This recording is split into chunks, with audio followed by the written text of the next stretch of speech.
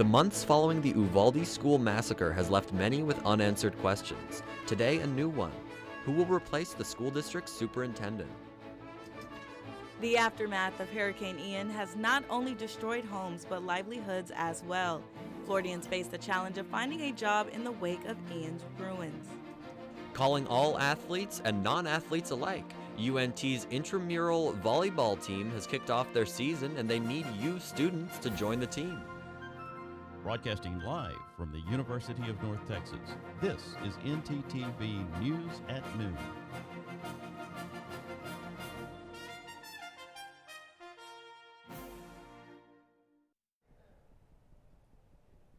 Thanks for joining us at ntTV News at Noon. I'm Talea Munson. And I'm Peter Rabel. 5 months after the shooting at Robb Elementary School claimed the lives of 19 students and 2 teachers in Uvalde, Texas, District Superintendent Hal Harrell is stepping down. Harrell's decision does not come lightly, having been a source of division in the community. And now a new question: who will replace Harrell? For CNN's Shimon Prokopez has the story. Are you commenting, Superintendent? For months, some Uvalde parents have called for the removal of their school superintendent.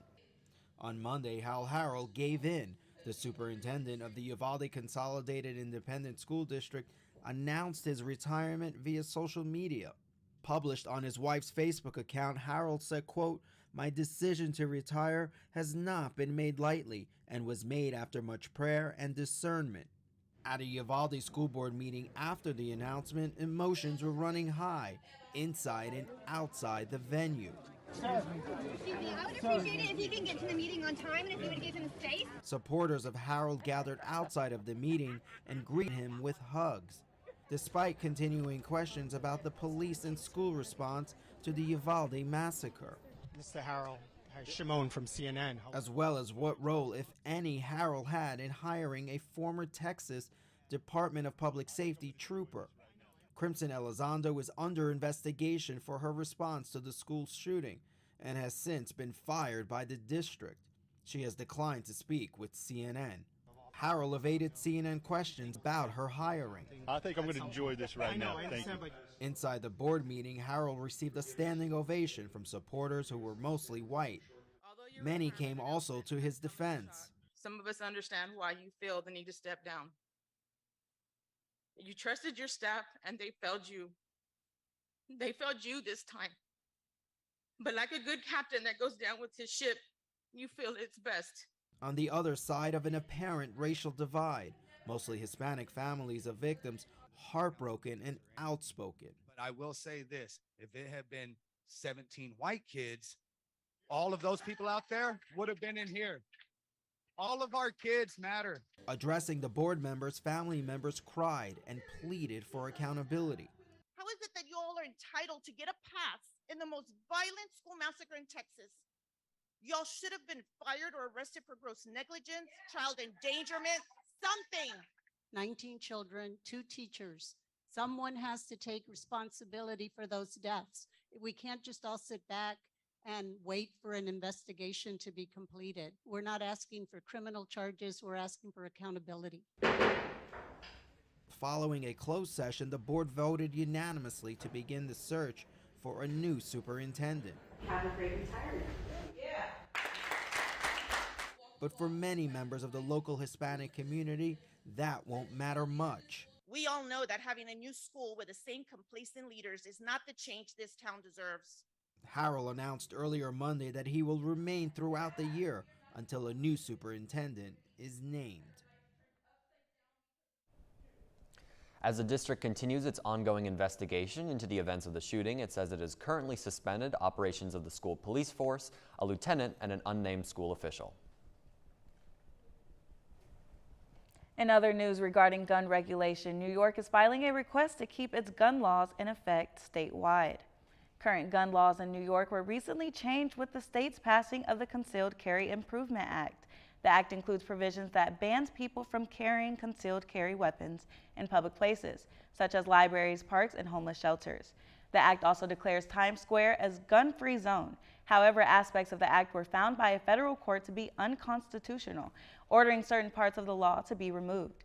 The Attorney General of New York, Letitia James, had appealed the changes and filed the request to maintain the current gun laws under the Concealed Carry Improvement Act until the appeal process is over. If the court approves the law, stays in effect unchanged temporarily. Today, the Supreme Court hears the case of Rodney Reed, a man found guilty of killing 19-year-old Stacy Stites, who has maintained his innocence since 1998.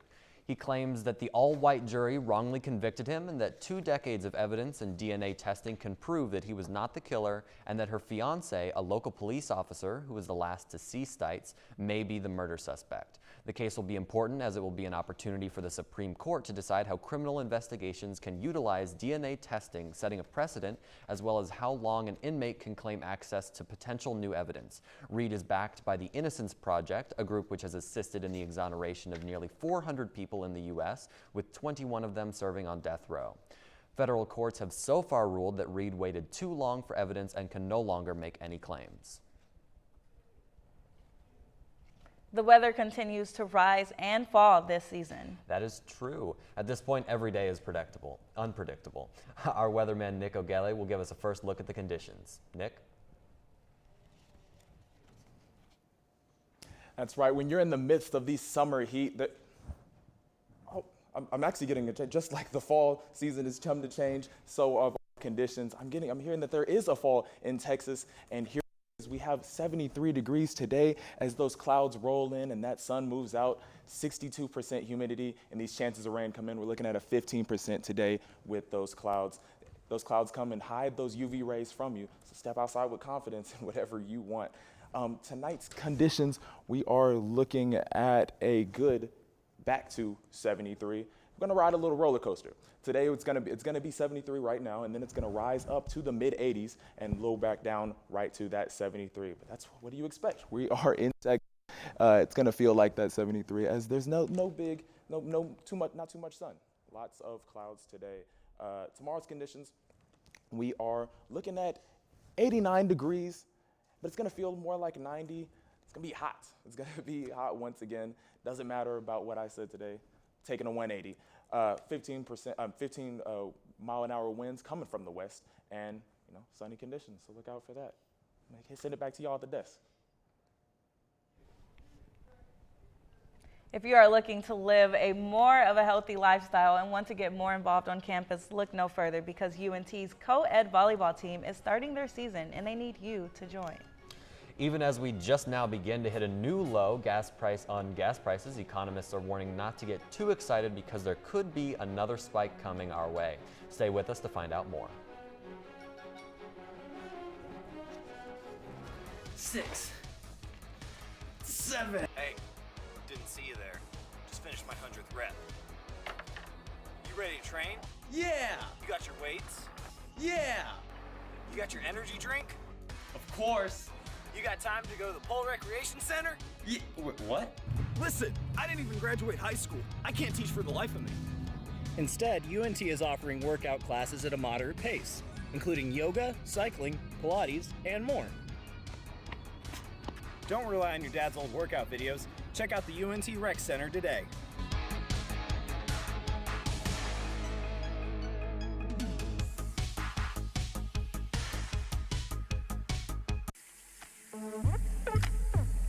Hey, listen to my flow to save some H2O. This my water rhyme, and this is how it goes. First, turn off the sink and take some time to think. When you waste water, our supply shrinks. When you take a shower, not more than an hour. Shoot for 10 minutes and save water power. Use a reusable bottle, smart like Aristotle. Ditch all the plastic and be a role model. And that was my H2O flow. Please remember how it goes, because if you don't, Earth will go, oh no! Imagine it's ice cream day at the office. And everyone from the day before voted for their favorite flavor. Everyone but you. You decided not to vote. The flavor they picked isn't the one that you wanted. But can you really complain? Shh! Now imagine that with an elected official. Choose not to vote, choose not to be heard. Get registered today. So a man's been walking in the desert for days at a time. He finally comes across a bar and orders a Coke. ready.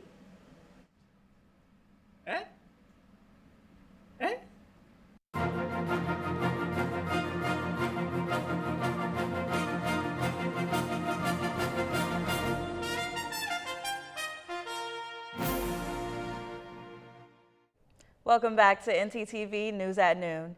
UNT's co-ed volleyball team has kicked off their season. I had the chance to talk to the team myself, and here's what they had to say. Every year, UNT offers students the opportunity to join intramural sports. Anyone is able to get involved since this is a co-ed team in which the season for volleyball this year begun October 10th and will end November 3rd. I just wanted to get everybody, like Jordan, Corey, people I'm hanging around a lot. Then it was a co-ed team, so I had to get some girls. So I invited people that play volleyball with at the reg. Fellow students come out to watch and cheer on their peers.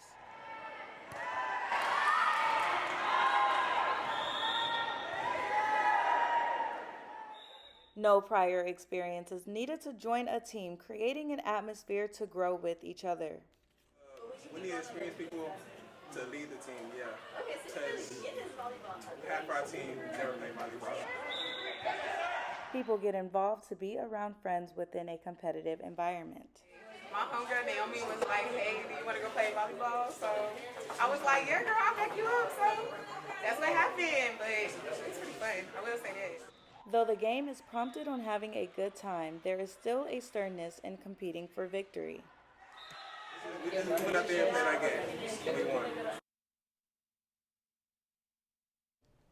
News of a break-in at the freshman dorms on campus has surfaced. Our live reporter April Pierre-Dant is out on the scene covering the story. April, what do you have for us? Thanks, Peter. Well, UNT is taking this matter very seriously as they further investigate more on the nature and the motive of these recent burglaries. According to the UNTPD, the burglaries took place at McConnell Hall last Wednesday and Thursday, and the doors of each room were already unlocked upon entry. McConnell Hall is home to the TAM students here at UNT. However, all students living on campus are encouraged to lock their doors every time they leave their room for any reason. Residents should also make sure they hide all valuables out of plain sight and, if possible, invest in security devices such as a camera or a portable alarm system.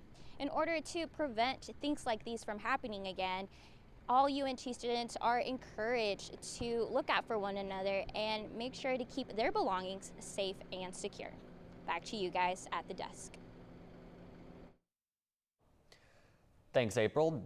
Denton is ranked second least expensive in 14 cities across DFW, sitting just below Texas's median rent of $1,167 per month for one-bedroom apartments, with the average of $1,150 per month. Residents nonetheless have seen rents rise over the past years, with some cities seeing double-digit increases in their median cost per month. Increasing demand for housing as well as Texas's lack of rent control have impacted the rising rent costs. Denton Apartment Park 7 has a Normal Street neighborhood residents fed up.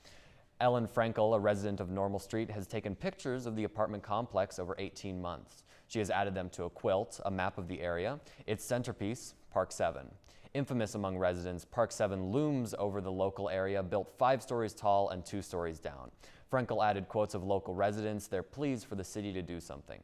Residents prevented the complex's initial zoning request 4 years ago, but thanks to grandfathered zoning law and Denton's lack of a planning and zoning commission, the plans moved forward regardless.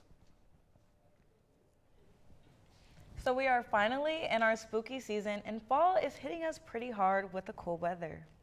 It's one of my favorite times of the year, and this week is looking like it'll be a breeze. Nick, what's the weather like over there? Breeze would be an accurate statement, Peter.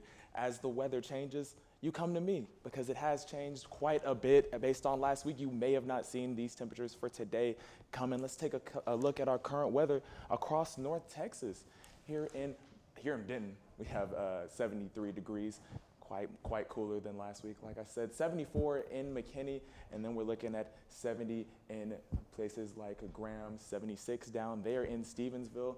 As we move more to the north in Bowie, 67, quite cooler than in other areas, and then 63 right up there in Sherman. Now, if we take a look right at our full weather, at our current conditions across the region, across the state, in fact, we are looking at, move to Shreveport, out there in Louisiana, it's going to be 76 degrees, 78 in Houston, a bit warmer and a bit more humid out there, 73 in Denton, as well as 71 in Abilene, looking at 76 in Austin as you move south of there. And then as you move to the west, it's going to be more 65, a little cooler over there as well. Now let's take a look at our 7-day forecast for the day. Move to the side so you can see it, 86 degrees on today, with a 68 degrees is our low. Then tomorrow we're looking at 90 degrees is our high with 53 as our low. Now Thursday we're looking at 84, sunny skies, 50 as our low also. And then Saturday it's gonna warm, just a tad bit warm up a little bit, 86 with a low of 64. And then the day after that we're looking at in the 90s with 64. And if you're looking for some showers right there, we got Como City say Sunday showers for you. Right on, we have some Sunday showers. If you're looking for rain, there it is, grab an umbrella. And then Tuesday, right back to overcast. So that is what our 7-day forecast is looking like. And thank you very much for joining me. I'll be here as it changes up. Come back to me next week. Back to you at the desk.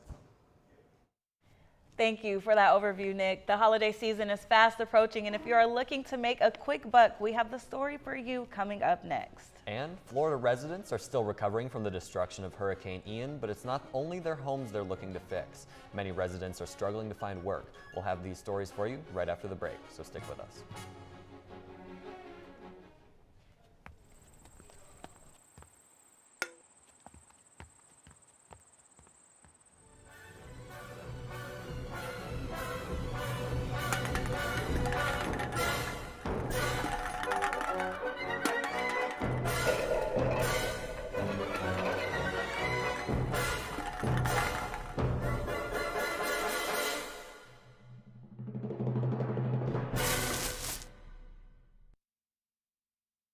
UNT is more than 125 years in the making. To find new solutions, we create a new point of view. We know what's possible when creativity, originality, and independent thought converge. We're ranked a Tier 1 research university. We're home to excellence the size of Texas. Define your future at UNT and soar to new heights.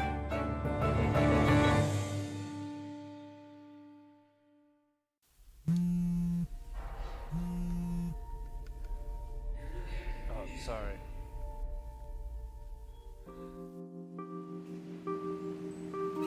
Oh, sorry, man. Oh, sorry.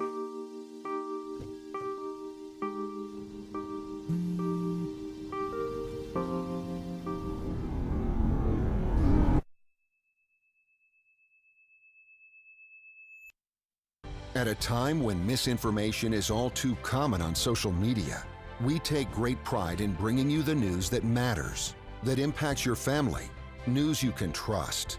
Local broadcast journalists bring you the facts, covering the stories breaking in our community and across the globe. Text TV to 52886 and let Congress know you depend on local journalism. This message furnished by the National Association of Broadcasters.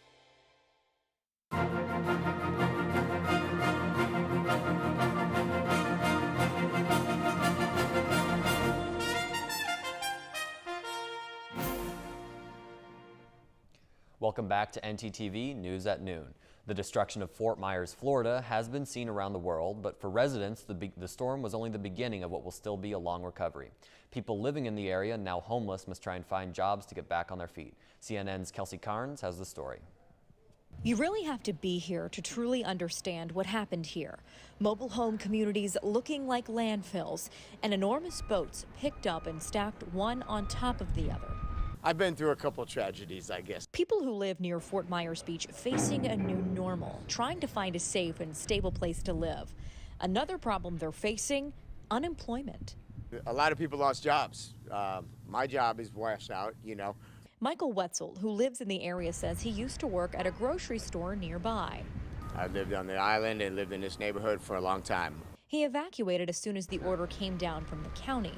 And in addition to losing his job, his boat, along with 2 others, damaged and far away from where it started. They're tangled up in the mangrove trees about a mile from here. Wetzel says he can only imagine what shrimp boat captains are going through. It's a big industry in Fort Myers, and these boats are shrimping boats. A mangled metal mess, boats piled one on top of the other at this marina. A cleanup that will take weeks, if not months. And while the extent of property damage is visible to the naked eye, Wetzel is just thankful to be here. This is where I live. He says boats are replaceable, homes are replaceable, and jobs are also replaceable. But people are not. I don't value possessions so much in life. I value just life itself. Reporting in Fort Myers, I'm Kelsey Cairns. The Bank of England has announced new measures to support UK government debt market for the second time in 2 days, after warning of dysfunction and a material risk to the UK's financial stability. The bank warned at the beginning of the week that it had seen a further significant repricing of UK government debt, particularly index-linked gilts. The bank says it will now broaden out its debt buying plans to include more types of bonds. In other financial news, OPEC, the Organization of the Petroleum Exporting Countries, which represents 13 of the global oil provider, intends to cut production once again going into the fall. The decision, combined with price speculation, has gas prices rising again, up as much as 12 cents this past week, and experts say it may hit as high as $4. However, according to these experts, previously offline oil refineries in the West Coast are back in production, so these prices are expected to come back down by next week. The holiday season is quickly approaching, and companies like Amazon have open positions for holiday employment. Amazon states that the company hopes to add 150,000 new staffers nationwide this year. Much like every year, the job listings include full-time, seasonal, and part-time positions. The company is offering sign-on bonuses to those accepting these holiday positions, which could vary from $1,000 to $3,000. The good news continues from Amazon, as in a few days, Prime subscribers will have access to drop prices during Amazon's upcoming shopping event. And participating in this event could be easy as winning a Mega Millions jackpot. This could be your lucky day. Today, the next Mega Millions drawings will take place. The jackpot has now reached $445 million, translating to $226 million cash payout. History will be made if a winner is drawn, as this will be the 12th largest jackpot in the game's 20-year archive. The second largest prize of $1.4 billion was won back in July. Good luck to any players out there looking to take a chance. That sounds like a great idea. I am feeling lucky today. Speaking of luck, let's check in with our sports anchor, Omar, to see what is happening in the world of sports. Omar. Lottery is fun to play, but you know what's better? Football. Stick around after commercials to get caught up on the latest in the NFL and hear from FC Dallas star Paul Arriola.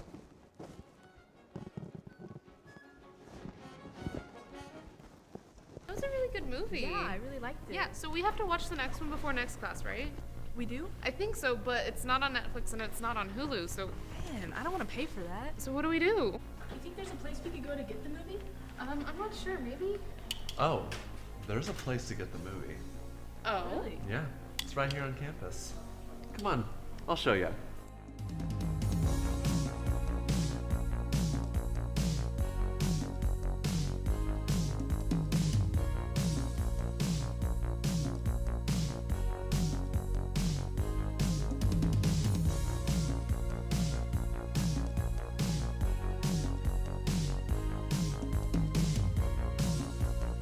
It's that time of year where everyone plays a dangerous game with the flu. Going in uneducated, you run the risk of symptoms like cough, migraine, and fatigue. Don't be like this guy.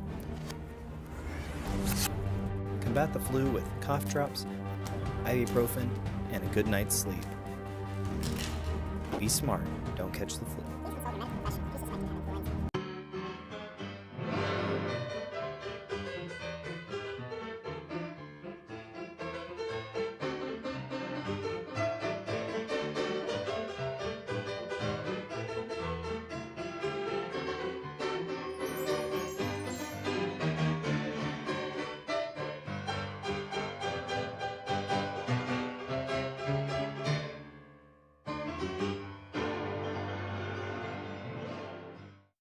So a man's been walking in the desert for days at a time.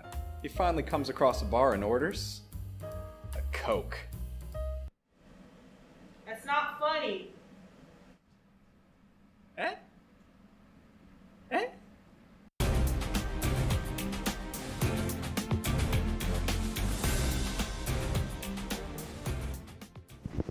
Are you still looking for a job? Well, pack your bags and head up to Charlotte as the Carolina Panthers fired head coach Matt Rule yesterday following a 37-15 loss against the San Francisco 49ers. Baylor coach went 11-27 throughout his 3-year tenure as Carolina's man in charge. The Panthers aren't stopping there, though. They also fired defender Snow, and the Panthers are actively listening to trade offers for all of their players, including Christian McCaffrey. And Monday Night Football turned into WrestleMania as the Chiefs come back from down 17 to defeat their division rival Raiders 30-29. Tensions were high as on the final play of the game, in a do-or-die situation, Raiders wide receiver Hunter Renfrow ran into his teammate Davante Adams, causing both of them to fall, leading to an incompletion on 4th down and a loss.